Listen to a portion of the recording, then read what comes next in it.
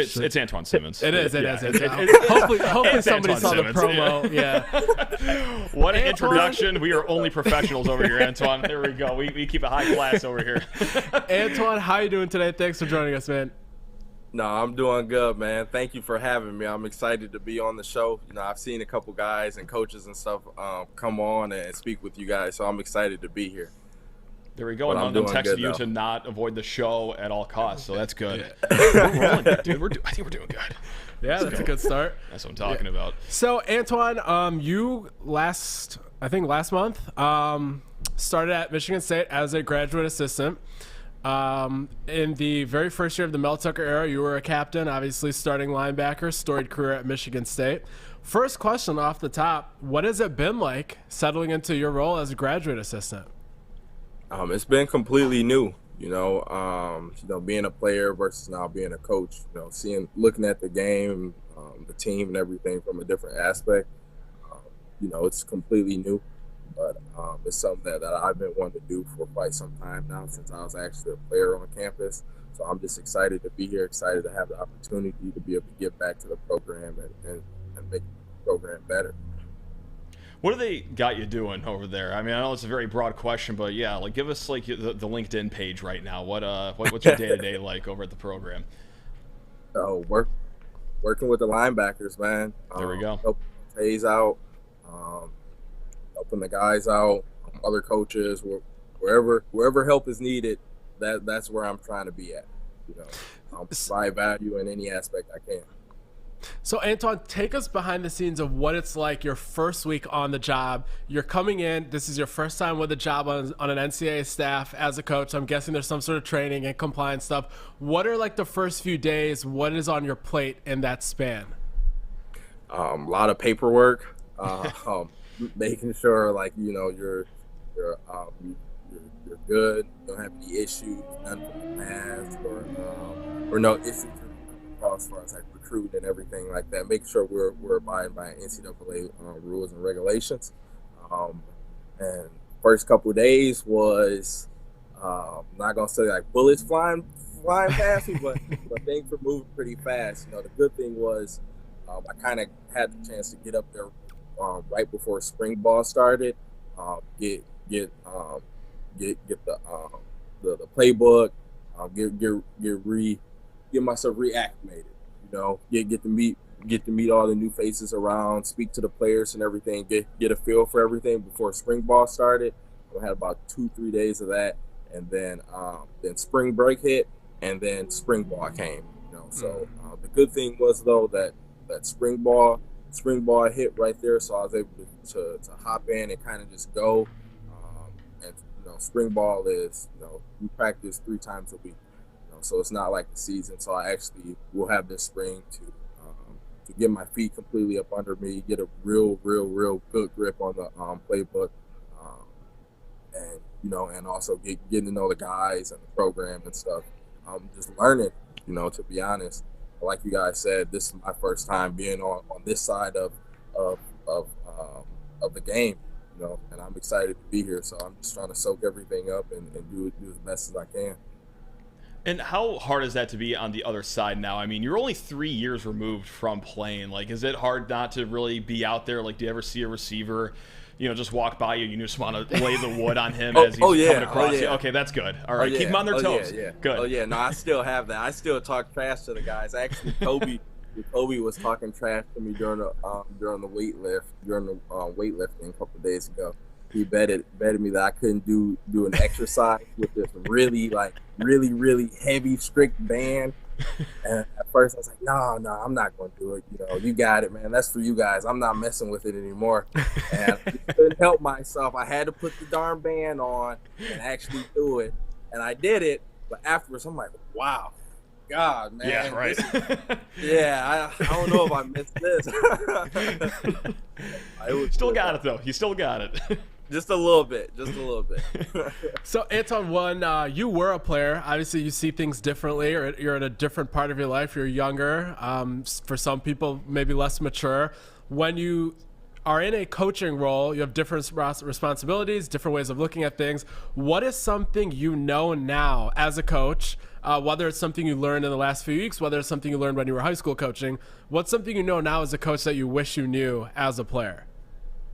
That's a good one. Thank you. I try.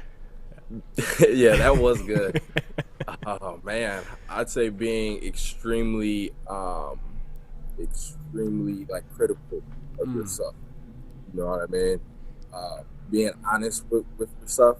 Like looking back, like there was games like I played good, but now looking back on those games, it's like I could have played even better than that.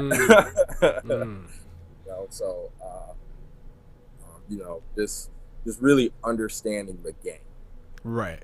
You know, not just going out there and playing and trying to lead and make as many plays as I possibly can. It's not just that, but it's being the best absolute player that you can possibly be every season. Right. Not just 75% of the snaps or 80%. Right. Every single play, impacting the game in every way, shape, or form. Right. Yeah. And I know that you're still just getting to know these guys a little bit, but is there any linebacker right now that you work with that is kind of almost hitting that mark, that 100% of the time mark so far? Honestly, due to spring ball, man, guys are in and out, up and down. We're constantly rotating guys, changing guys. So it's really hard it's been hard for me to actually see the guys really, really turn it loose. You know, like really turn it loose, and we're in a practice setting. So the number one goal in practice setting is keep everyone safe, make sure we all get to the end of practice without any major injuries. You know, so a lot of our guys, I'm not going to say haven't had the opportunity to really truly turn it loose, but for the most part, all of our guys are going as hard as they possibly can within the means of practice. And doing everything they can, and for the most part, all the guys across the board are getting better. You know, from the first practice we had up until now, we have multiple guys in our room that look like complete different players, and the guys who don't just haven't had the opportunity to practice. You know, they haven't been able to get the reps, but the guys who have been practicing have been getting better and becoming better football players. And I'm excited to see what they're going to do in the fall, especially with spring ball coming up to an end. We actually had a chance to see what guys have gotten better at, what guys are lacking at, you know, and then build on that in the summertime, build on it in camp, and then by the time the football season comes around, man, I'm expecting some really good things from our team. Love to hear it. Very exciting. Fair enough. Yeah. So, Antjuan, when you were at Michigan State, you were, as I said on the top, you were the first year of the Mel Tucker era. Now you're coming back. The fourth season of the Mel Tucker era is starting. Obviously, Coach always says the standard is the standard and the expectations are the same. But in terms of the vibe, the day-to-day, the energy, how is the program different today than it was when you graduated? Is there any difference, or I guess I'll just leave it open-ended. What's it like compared to now back to then? Everything matters. Like, everything matters. Like, I said this I think it was last week when I had the media. We look at everything from the way we put our helmets down to the socks we're wearing to the gear we have on, to the way we come in the building, to the way we sit in meetings, the way we talk to each other. Everything is being not evaluated, but it's being looked at, you know, because we want to make sure our culture is a winning culture, you know, something that can get us to that Big Ten championship, to the college football national championship. You know, that's what we're trying to get to. So the expectations have to be high. The bar has to be set at a very high level, and it must be met. You know, like Coach says, the standard is the standard. We're not moving the bar down. If anything, the only place that bar can go is up. There we go. I like the way that sounds. Yeah. I want to go back to your playing days really quick, and specifically when D'Antonio left and then Mel Tucker was hired on. One of the things that really just sticks out to me as a memory is just how prevalent you were in the transition. I mean, you were the vocal leader of the team. I believe you also spoke at the press conference when Mel Tucker was introduced as well. Was that something that you just went ahead and grabbed, or was there someone in the program who was like, hey, do you mind doing all this? Or like, how did that all come about where you were just such a strong leader during, I mean, it wasn't, a turbulent situation, but it was definitely a unique situation for a college kid to be a part of. So how did that come together? Yeah. How did that happen? I think it was a couple people from the university asked about if I was willing to do that. And, Gotcha. And represent us players. But it wasn't just me there, though. I was accompanied by Matt Allen, Xavier Henderson, AJ Curry, Noah Harvey. I think Jacob Hanashu was there with me, too. There was 6 of us, I think. And we were all there. Of course, we showed up with our nice pants, our polos, varsity jackets and stuff. And we were just honored to be there, and even throughout that process, people from the university was constantly coming over to weightlifting or speaking with us, constantly keeping us, reassured that they were finding someone. They were just making sure that it was the dude and they got their guy. Gotcha. We were excited to hear that they were bringing Coach Tucker in. Yeah. There we go. Yeah. So, Anton, when you were a player, you had a lot of great memories. I would ask you, what is the number one memory that sticks out to you from your entire playing career? Oh, man, that's hard. I had a lot of good times, man. You sure did. Yeah. Oh, man. I'd say the Holiday Bowl in 2017. That was that's like one of my favorite memories. Of course, Michigan game my senior year. Northwestern game that year. Indiana my junior year too in 2019 when we played Indiana at home. And that was a really good game, and we pulled that one out, and that was I think that tied Coach D's winning record. Right. What else was it? What else? Those are like my my big memories, right. that I constantly, I might casually think about one day, driving to work, driving home or something, But that Holiday Bowl, that Michigan game, and that Indiana game, those are like 3 of my favorite memories right there. Sometimes I think of that Michigan, too, when I'm driving home, I'm going to be honest. I got about 57 questions about that game specifically, but I'll try to just keep it to a couple here. And one is something that happened before the game. I think the spread came out. You guys were 24-point underdogs, like some insane number. The first week did not go good for the good guys here. Michigan looked really good in week 1, and oh my God, it's a 24-point spread. If you don't know anything about gambling, guys, that's a massive number. Did you guys as a team know that you guys were that heavy of underdogs? I mean, maybe not know the spread exactly, but did you know that the persona around this game was going to be, holy crap, we're supposed to lose by like 3 or 4 touchdowns? Yeah. Okay, gotcha. Yeah. We all knew that. We all knew we weren't, like, nobody was picking us. We all knew that. The only people we had was us and our fans, and that was it, man. But that's nothing that we're due to, especially with that game. There's been a lot of times throughout the rivalry where they've been heavily favored and we came out with the dub. So that's not something that we actually like pay attention to and let affect us, but we do see it though. When it pops up on the timeline or you come in one day and something might be on your locker or it's okay. All right. Who knows? Interesting. Yeah. Okay. There we go. Yeah. We just show up and play, man. Yeah. I always like that about the Michigan State culture. It's like you hear other coaches around the conference or other coaches around the country. They're always saying, "Oh, every game is the same. There's no such thing as bulletin board material." And like nobody believes this. No. Like you're playing your biggest rival. Oh, yeah. If you're openly saying, yes, we really want to beat him, yes, we know all the narratives, and we're using it as fuel, to me, that is why I think Michigan State has won so many games as underdogs. Antjuan, how would you describe the way that Michigan State kind of approaches the rivalry game as a whole? And do you think that approach is one of the reasons why Michigan State has that success? The best way I can say it is they don't like us and we don't like them. You know what I mean? Like that's the simplest way to say it. You know, it's a mutual thing. It goes back and forth.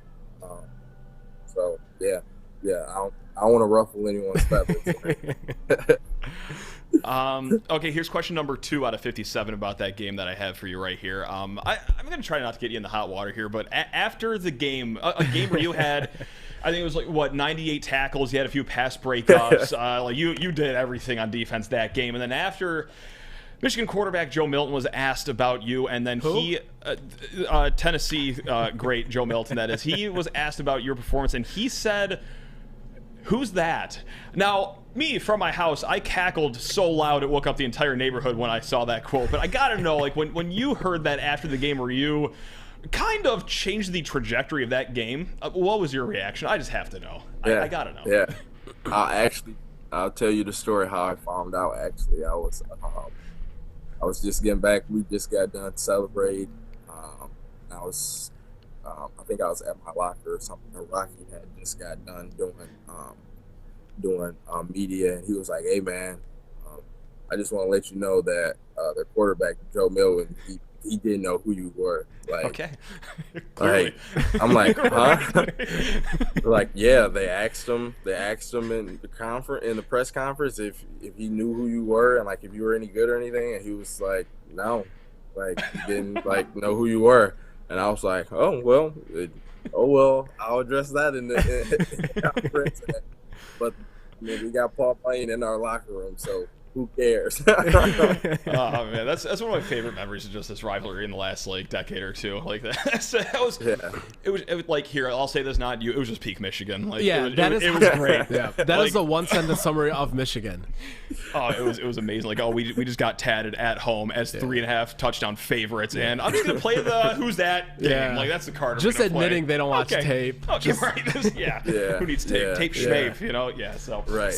Had to ask about that though. It's on I think my last question from you. So when you were hired, the first thing that came into my mind was having someone that is so recently removed from the program, someone that's young, someone that's relatable to all the kids of the current generation that are being recruited these days. What I saw immediately was that you could be one of the most valuable recruiting GA hires that probably across the country that I've heard of this year and in recent years. Do you view it that way, or are you more of just gravitating towards the coaching side? And if you are thinking about how powerful of a recruiter you could be, why do you think that is in your words? Honestly, it's kind of both. Trying to figure out the coaching thing and figure out the recruiting thing. Because sure, we all know this now, recruiting is completely different than it was even when I was in high school. Yeah. You know, I just graduated in 2017. You know, so it's completely different now. These dudes got NIL deals. It's so much more. Like, it's so much more that these recruits have access to now, without having to worry about getting in trouble with the NCAA or the respective conferences that they're looking to play for. You know, so it adds a whole another component. You know, so it's trying to learn that, and figure my path out through that. But I do feel that I can be a really good recruiter, especially me being there, played there, graduated from there. It means something to me being a Spartan, and then I'm also personable dude, straight shooter. Tell you how it is. Tell you if I like you. Tell you if I don't. Yeah. Honest, in my eyes, that's all you can do. You know, what recruit these dudes is be upfront, be honest with them, be transparent. And try as hard as you can to get the dudes on campus, right? Yeah. Amen. There we go. And last question I got for you, Antjuan. And you know what? Here's for honesty and transparency. What is it going to take for you to get on the field padded up this Saturday? Just laying the wood against these guys. What do we have to do to see you one more time out there in the field on Saturday? No, we got enough dudes out there, man. Okay. I'm gonna let these dudes shine and do their thing. You know, my time has passed. You know, I want to see our dudes now and our dudes in the future. You know, play and be successful. You know, my time is done. You know, which I have no problem saying that. Well, good for you. That's awesome. I have a problem with Antjuan saying his time is done because he enrolled the same year I enrolled. He graduated when I graduated. Oh, so for him to say that he's washed and a thing of the past, I feel extremely old with you saying that sentiment. So, Shoot. but Antjuan, I do too, man. Yeah. Yeah, but Antjuan, we really appreciate all your time. You were very, very generous with your time. Great insight that you gave us. Thanks a lot for coming on, and just excited to see your coaching career take off. No, thank you, man. Thank you. I appreciate you guys having me. You know, this was a good time. You know, time you guys won't want to have me on, just let me know. For sure, man. As long as it's not during the season, you guys are trying to get intel out of me. We're good. Yeah, we'll see you every Saturday night. Yeah, we're gonna squeeze every drop of juice out of you. It's gonna figure out how many times they're gonna call Engage 8 against Michael Penix, and that's gonna be the first topic we're gonna look to talk about during the season. Every injury, every game. It's gonna be great. It's gonna be awesome. Yes, can't wait. But no, you're the man, Antjuan. Yeah, really thanks, appreciate it, Antjuan. man. Appreciate it. Thank you. I appreciate you guys. You guys have a good one. Yes, sir. You too. You have a better one.